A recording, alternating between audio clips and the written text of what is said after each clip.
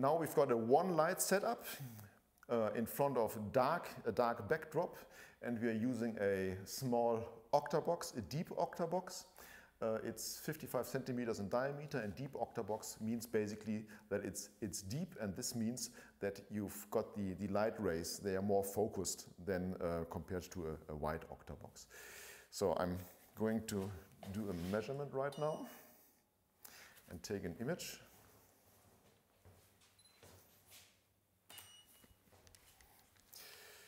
So what you can see over here, so we've got the octabox above the model from the front, and this means that we will have a shadow casted under the chin, which you can also see. And at the moment the octabox is still not too high because we've got light in the eyes. We've got a small shadow right over the eyes over here, so if we would like to have more light in the eyes, we would need to reduce the height of the octabox, which I'm going to do right now. So I'm simply lowering the height a little bit, and then I have to reposition the angle on top. And I'm photographing at the moment with a tele lens right below the octabox. Settings are the same. Okay. I'm just taking another image because the head position was a little bit different. So let me remove that one. So I will take it a little bit lower so we get even more light into the eyes.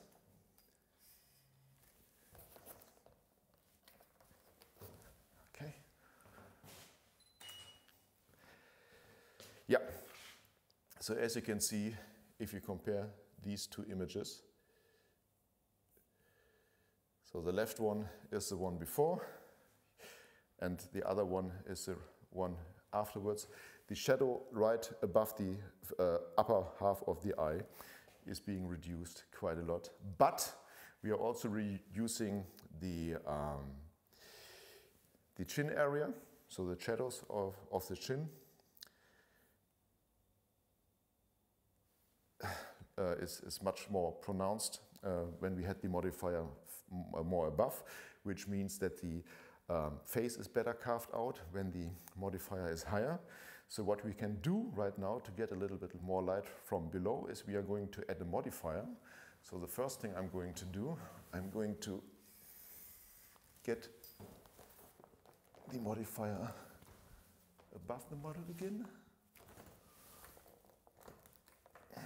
And then we are simply using a modifier which we can hand the model. And now the distance of the modifier towards the face determines how much light we will get into the image. So what you can see already, the light under the chin and in the eyes is much brighter right now, right? And the cheekbones are still carved out, but this shadow is a little bit softer because we are also getting light from below. So if you could hold it a little bit higher, yeah. So now it's getting very bright. We could also try to change the angle a little bit. So if we move it a little bit up to see if you're getting even more light, yeah. So as you can see now, the angle of the modifier is now sending more light right under the chin. Plus we are getting a very nice catch light into the eyes. So that's what you have to take a look at if you're working with one light and the light is coming from above. So where are the shadows? Where do you want to have the shadows? Do you want to reduce the shadows from below? And this is a very small octabox, so I'm now going to change the octabox to a larger one. This is 55 centimeters. I've got the same model in 85 centimeters, and then we will see what changes in the illumination of the face.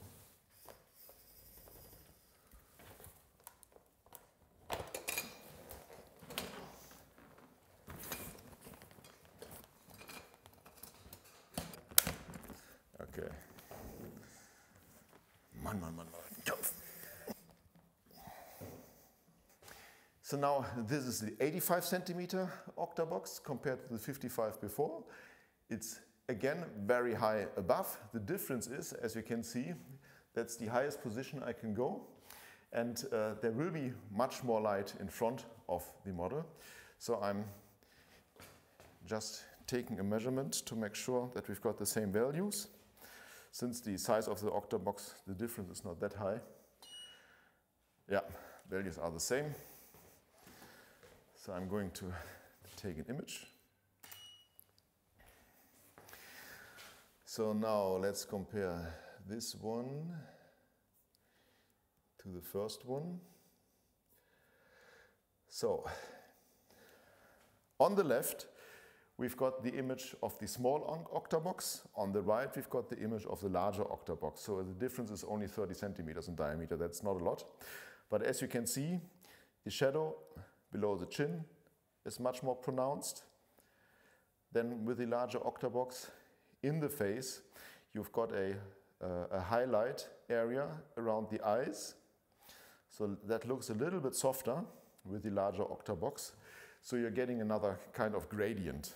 Okay, so the small octabox creates a very harsh light in the center. And you've got a stronger gradient, so the fall off to the outsides is different compared to the larger octabox. So this is neither bad, not good. It really depends on what you're looking for. So in fashion, you might want to have very strong highlights on the nose and a very strong fall off. So that depends what you are looking for. Now we will do the same using the reflector, just to compare this also. So first position is the lower position, yeah.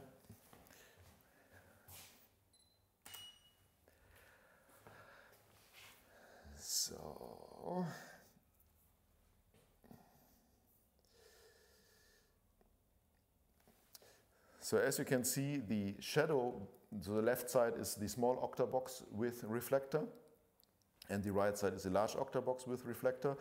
And as you can see, the shadow difference below the chin is still the same, but all the rest is more or less the same. So you can see the shadow difference below, but the rest is pretty equal.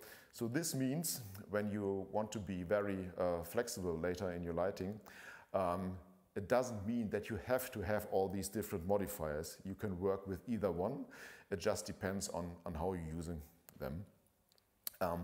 That would be a difference if you wanted to do like 3/4 or full body portraits. Then you need a lot of light, because otherwise you will have a very bright area in the center, and it will get pretty dark towards the feet. But in this scenario, it's fine to work with either one.